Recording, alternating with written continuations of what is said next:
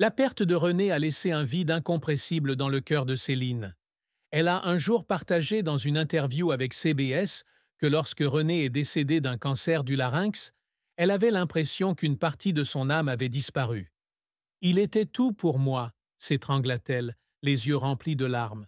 « Je ne sais pas comment continuer à vivre sans lui. » Cette douleur ne vient pas seulement de la perte de son partenaire, mais aussi du fait d'affronter un avenir sans personne pour la soutenir, la protéger des tempêtes de la dure industrie musicale.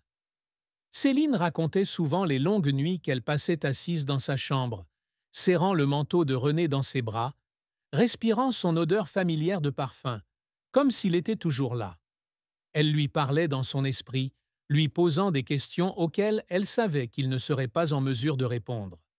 Mais ce vide la fait toujours pleurer, surtout dans les moments de solitude, lorsque les lumières de la scène s'éteignent et qu'elle revient à la réalité. Cette tristesse n'était pas seulement un événement, mais un long voyage, s'infiltrant dans tous les aspects de sa vie. Céline doit apprendre à être le pilier de soutien de ses trois enfants, René Charles, Eddie et Nelson, sans René à ses côtés. Elle a partagé dans le documentaire « I Am » Céline Dion, qu'élever ses enfants seuls était le plus grand défi de sa vie. En regardant dans les yeux de ses enfants, elle a vu leur douleur, la douleur de perdre le père qu'ils aimaient. René Charles, le fils aîné, essayait souvent d'être fort pour réconforter sa mère. Mais il lui arrivait aussi de fondre en larmes en parlant de son père. Eddie et Nelson, trop jeunes pour comprendre pleinement la perte, continuaient à poser des questions sur leur père, et chacune de leurs questions était comme un couteau dans le cœur de Céline. Elle doit trouver un moyen de garder le souvenir de René vivant chez ses enfants, tout en les aidant à avancer. Cette tristesse n'est pas seulement une perte personnelle, mais aussi un changement complet dans la façon dont Céline regarde la vie. De quelqu'un qui s'appuyait toujours sur René pour prendre des décisions, elle a été forcée de marcher seule, ce qui l'a rendue à la fois plus forte et plus vulnérable que jamais. La vie de Céline Dion est une symphonie de talent, de passion et de défis extrêmes. D'une petite fille chantant dans le bar familial au Québec, elle est devenue l'une des plus grandes voix du monde. Son premier grand succès survient lorsque sa mère, Thérèse, envoie un enregistrement de la chanson « Ce n'était qu'un rêve » à René Angélil en 1981. René, manager musical expérimenté, est captivé par sa voix dès les premières notes. Il a hypothéqué sa maison pour financer le premier album de Céline, La Voix du bon Dieu, qui a fait d'elle une star au Québec à l'âge de 13 ans. À partir de là, sa carrière a continué de s'envoler, traversant les frontières linguistiques et culturelles pour captiver les publics du monde entier. Elle a vendu plus de 200 millions d'albums, ce qui fait d'elle l'une des artistes les plus vendues de tous les temps. Des albums comme Falling Into You et Let's Talk About Love ont dominé les classements du monde entier, avec des tubes comme My Heart Will Go On, Because You Loved Me et The Power of Love. La chanson My Heart Will Go On, la chanson thème du film Titanic, lui a non seulement valu un Grammy, mais est également devenue une icône culturelle associée à l'amour éternel et au sacrifice. Céline a également été la première artiste féminine à avoir un spectacle permanent à Las Vegas, A New Day, qui a duré de 2003 à 2007. Ce spectacle a attiré plus de 3 millions de spectateurs et a rapporté plus de 385 millions de dollars de revenus, ouvrant une nouvelle ère pour les artistes se produisant à Las Vegas. Son deuxième spectacle, Céline, de 2011 à 2019, a continué d'asseoir son statut avec plus de 1000 spectacles et des milliards de dollars de revenus. Elle a remporté 5 Grammy Awards, 12 World Music Awards et de nombreuses autres distinctions, faisant d'elle l'une des artistes les plus honorées de l'histoire. Cependant, le parcours professionnel de Céline n'a pas toujours été un lit de roses. Dans ses premières années, elle a dû faire face au scepticisme de l'industrie musicale. Sa voix puissante a été jugée trop technique ou manquant de personnalité par certains critiques. Leur premier album en anglais, Unisson, sorti en 1990, a connu du succès au Canada et sur d'autres marchés, mais n'a pas eu autant de succès aux États-Unis que prévu. Céline a également dû faire face à des difficultés pour équilibrer les marchés français et anglais. Certains fans francophones du Québec ont eu l'impression qu'elle se vendait au marché international en se concentrant sur des chansons en anglais, ce qui a suscité des critiques selon lesquelles elle perdait ses racines. Un échec notable fut l'album Courage, sorti en 2019 après la mort de René. Bien que salué par la critique pour son audace et son émotion, l'album n'a pas connu le même succès commercial que ses prédécesseurs. Des chansons comme Flying on My Own et Imperfection sont populaires, mais ne peuvent pas rivaliser avec les tubes de jeunes stars comme Billie Eilish ou Taylor Swift, dans un marché musical dominé par la musique numérique. Céline a déclaré qu'elle avait mis tout son cœur dans Courage, mais l'accueil décevant l'a laissé se demander si le public serait toujours en phase avec sa musique.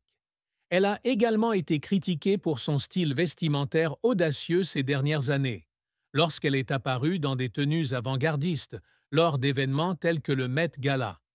Certains pensent qu'elle essaie de changer son image pour convenir à la jeune génération, mais Céline insiste sur le fait que c'est sa façon de s'exprimer après une perte personnelle.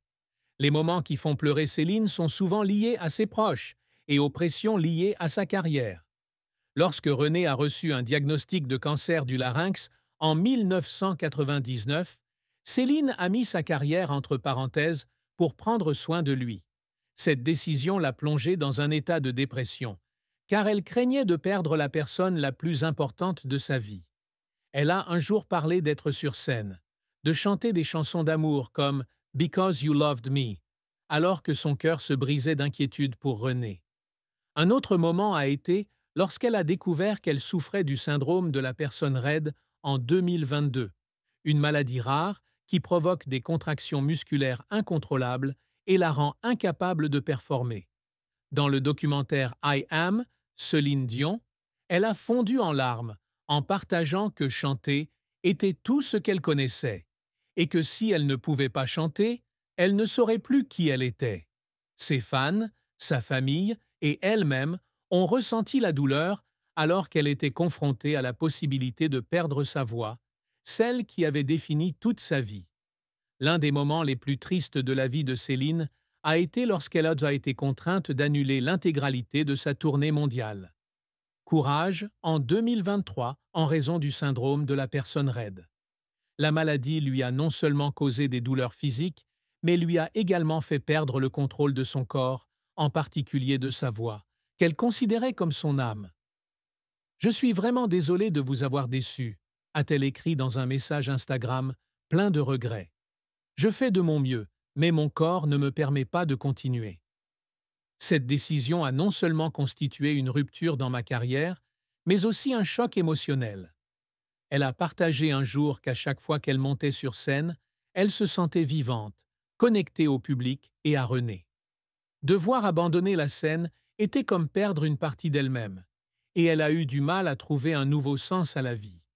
Elle a commencé à tenir un journal, à parler à ses enfants et à trouver de la joie dans les petites choses. Mais cette tristesse est restée une blessure non cicatrisée. L'histoire d'amour de Céline et René Angélil est belle, mais aussi pleine de défis et de moments déchirants. Ils se sont rencontrés alors que Céline n'avait que 12 ans et René 38 ans, une différence d'âge controversée.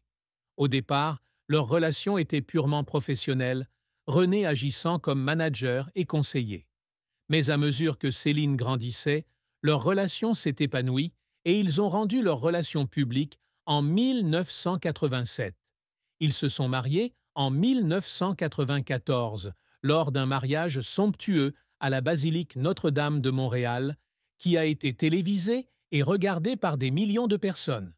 Pour Céline, René n'était pas seulement un mari, mais aussi un ami, un professeur et le père de ses enfants, René Charles, Eddie et Nelson. Elle a dit un jour que René était la seule personne qui la comprenait, celui qui savait toujours la faire rire, même dans ses jours les plus sombres. Cependant, leur amour n'est pas sans tristesse. Leur différence d'âge les a amenés à faire face aux critiques du public et de leur famille. La mère de Céline, Thérèse, était contre cette relation, craignant que René soit trop vieux et ait déjà été marié 2 fois. Céline a également connu des difficultés durant sa grossesse. Elle a subi plusieurs cycles de FIV avant de donner naissance à René Charles en 2001. Et le chemin vers la naissance des jumeaux Eddie et Nelson en 2010 a été encore plus ardu. Les traitements ratés la conduisaient au désespoir. Mais René était toujours là, la rassurant qu'il s'en sortirait. La plus grande tristesse, bien sûr, a été le décès de René en 2016. Céline a pris soin de lui avec dévouement pendant ces dernières années, s'asseyant à son chevet, lui tenant la main et lui chantant les chansons qu'ils aimaient. Elle a un jour partagé que la chose la plus douloureuse était de voir cet homme fort devenir faible à cause